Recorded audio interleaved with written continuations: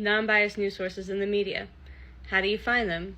It is a little hard, but don't worry, I got you. We're going to discuss the chart in just a second.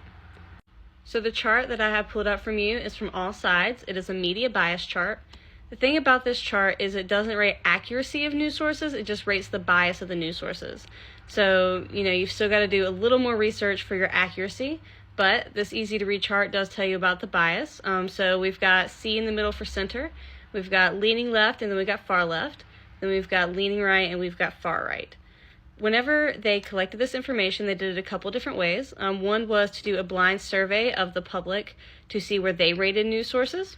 And then they also did editorial reviews from their staff. As far as their staff makeup, they tried to make it equal as far as race, gender, and political affiliations. So let's talk about the person who is kind of in charge of creating this chart. Her name is Julie Mastrine. She is the Director of Marketing and Media Bias for AllSides.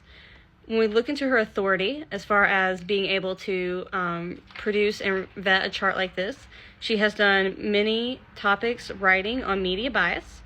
She's a previous spokesperson and PR person for political advocacy campaigns, and she studied journalism and public relations at Penn State University.